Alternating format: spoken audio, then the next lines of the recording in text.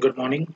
Welcome back to YouTube channel Excel Snippet, our Excel beginners training series, video number 8. In this particular topic, we are about to deal with how to enter data in Excel and how to edit them. Now, if I want to enter data, there are multiple ways that I can do it. In the earlier days or in the mid 80s or mid 90s, people have to feed most of the data. Nowadays, there is a lot of data are already fed by people, and you have to just import those data into our system. So there will be two way of getting the data done or entering the data can be done. One is we will either manually feed them or we will download it from uh, resource and we can import that into Excel. So importing of Excel we will see a little later. I'm about to see the manual way of entering data. So when I deal with manual way of entering data, we will see how to create a template. For example, if I want to create an attendance sheet or maybe a student list or maybe people who are attending a corporate training and so on. So I need to keep an attendance sheet for them. So if I want to do that, then how do I deal with that in the list? So we're about to see that. So now I don't have any extra sheets to add, so I'm going to add a new sheet. To add a new sheet, I can either use a mouse button to click the plus next to my sheet 1, or I can just press Shift F11 to add a brand new sheet. But when I add a Shift F11 to my Excel sheet, I will get a sheet before my active sheet. So it won't come after my active sheet, it will come before my active sheet. So I'm going to move the sheet to the right of my list and I'm going to rename them now as entering a data. So now I'm going to make the screen a little larger than normal. To do that, I can use the bottom part of our screen where I can zoom the screen to the next level by 10, 20, 30, and so on until 400 percentage. And or else I can just say that I just want a specific list here. So I can even do that by going to the View tab and zoom the screen until 200 percentage, or I can customize my zooming to the percentage that I'm looking for. So now I'm going to add a data here. I'm going to type data.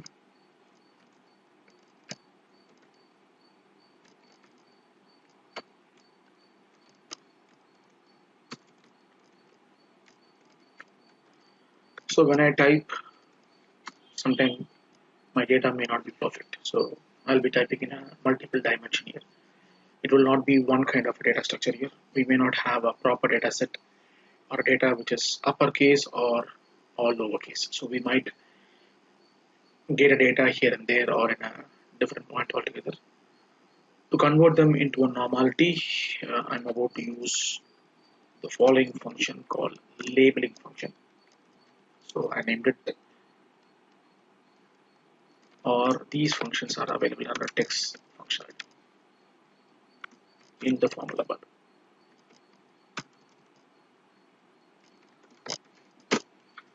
So I'm going to use proper, upper. I've already used a particular data point here. I've just typed a template headers here.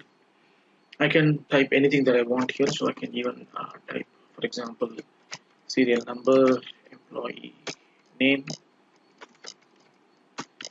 and I can say time in and time out. So when I type this data, sometimes my data may not be fully visualized yet. So when I go down to my list here, on the top of the screen, you can see employee name comes in the formula bar, but I can see the employee here, not the name here. So I want to expand these data according to the data width here.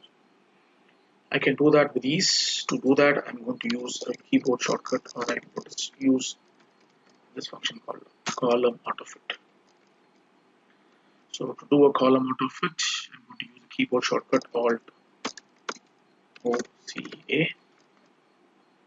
and this belongs to 2003 version. I can do the same keyboard shortcut either by using the current version here. So I'm using Office 365 here. So in Office 365, the keyboard shortcut will be a little different. So to bring back or call for the keyboard shortcuts, so I can just, I don't want to remember all the keyboard shortcuts here. I can just type the Alt button first, and then it pops up the shortcuts for the menu. Then I'm going to give an H. It will take me the home. I'm going to format. I'm going to say O. Then when I give an I, it will automatically expand my column. So the form will be Alt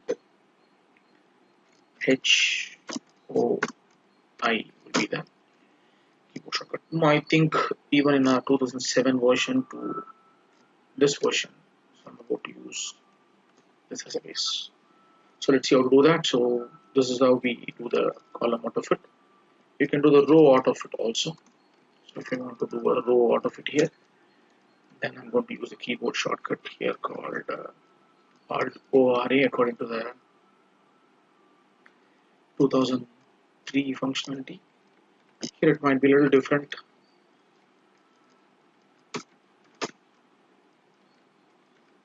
So the first two functionality remain same. Instead of I, will be something else. We have saw a big drop down here. Let me just see what is that. So it's going to be Alt A. So it's going to be Alt HOA.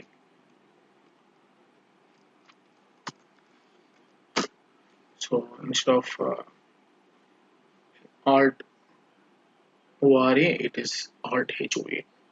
The keyboard shortcut varies for each and every component. Now I want to select a particular data or a particular column or a row. Then I can just come back here. If the data is continuous, I can just use the following shortcut called Shift Control Arrow Right. And now I can give Alt OCA. So now you can see that the data is automatically adjusted. If I do it for the subsequent lines here, I'm going to use Alt HOI. So it still works for me, but again, you can see that my top data have adjusted because my bottom data have a larger text than normality. To select a particular row or column, I used Control Shift and arrow mark. So the arrows can be used accordingly. I will either use arrow right or arrow left, arrow up or down based on my selections. So based on that, the entire data works for us. This is how we do enter our data. This is a very normal header creation part for us. You can enter a serial number, you can enter a set of dates, time, a lot of things can be entered manually or with the following options. So now I wish to change my data, or I'm going to correct my data to a proper point. And now I want to add a space in the serial number, and I want to add a space for the timeout. To do that, I'm going to just place the cursor in my list. I'm going to press F2. That edits my cell, and then I can just manually do that. And I'm going to do the same even in here. So now I wish to do a change here. So now we can see that on top, my data are not proper. So this is where I'm going to use the following three label functionalities: proper, upper, and lower. So let me add some space below. So to add a space here, I have to select. I cannot do a complete row here or a column here. I want to give a selected cell to be moved downwards. So I'm going to just select a few list. I'm selecting manually. I'm not using a Control Shift arrow right here because all the spaces are blank. I've selected the field here. I'm going to just press Control plus and then Control plus. If I want to do this functionality again, so I'm going to just say Control plus once. Then I have a keyboard shortcut here called F4. F4 allows you to do what is the last function that you do. So if you are finished with one particular actions, if you want to repeat the same action, then you can press F4. It can be done for any point, but it will only do one function. If I'm expanding a particular cell, if I use multi keyboard shortcuts, then the last active keyboards shortcut will be remembered. That will be the repeated action will be there. So that's the last action I can do. For example, now I'm just trying to add a bold, underline, and italics. I used Control B for bold and then Control U for underline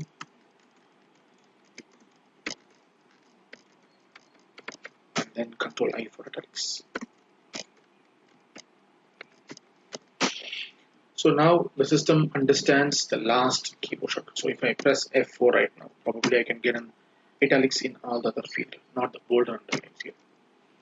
That's what this F4 can do for us.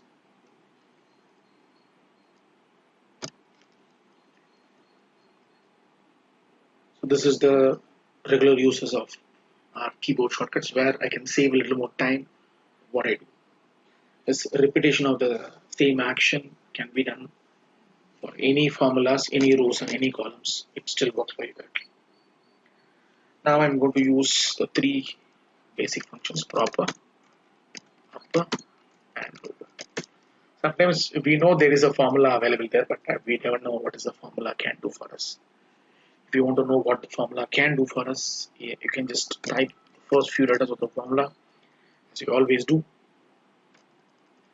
and then I'll hit a tab and see automatically it gives you the whole formula. If you want to know what this formula can do for us, you don't know what this formula can do for us, then I can just press a Control A here, which gives you a small box here, and it says this is the function arguments rather. In this function arguments, you can understand what this formula can do for us. Sometimes our formulas can be a little bit complicated. We may not even understand what the formula can do for us, but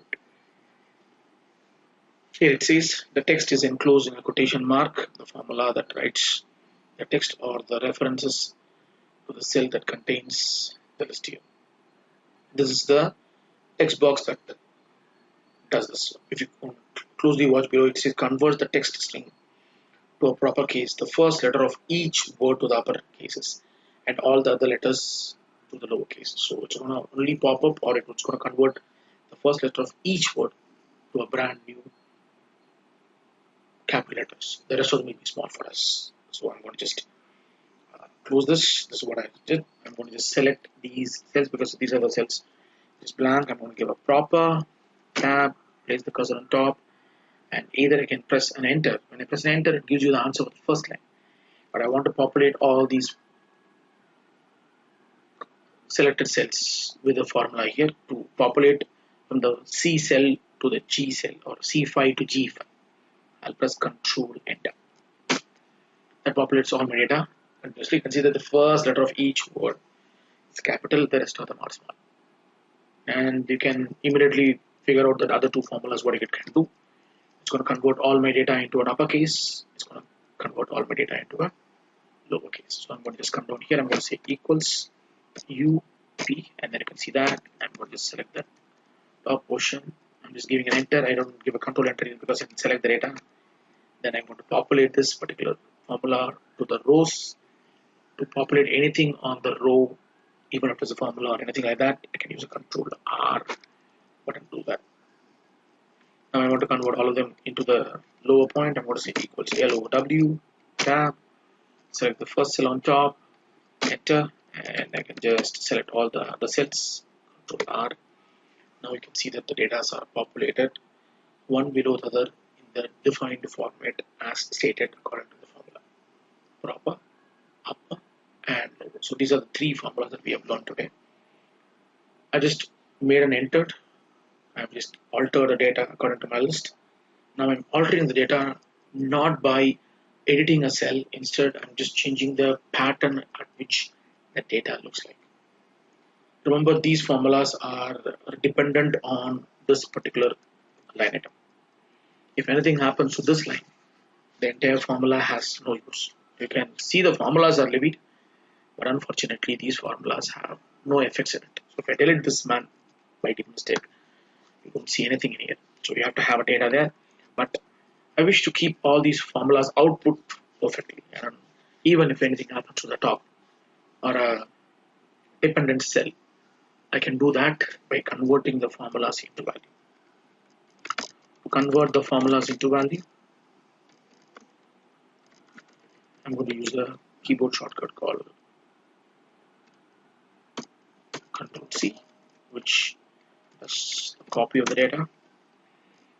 Then generally we use Control V to paste it and Control X to cut it. But I'm going to use a different point here called paste special.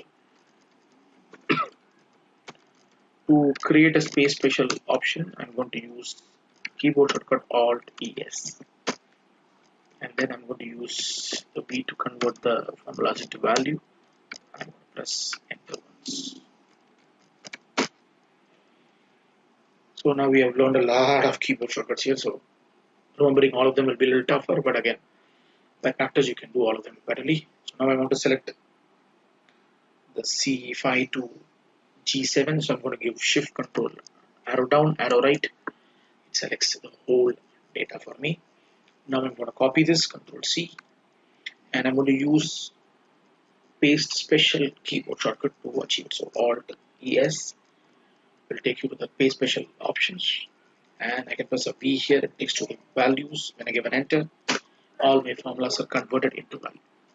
Now if I do anything to my data, nothing happens to my output because this is not dependent anymore. If it is a dependent cell, probably you would have seen a blank space as I showed you earlier.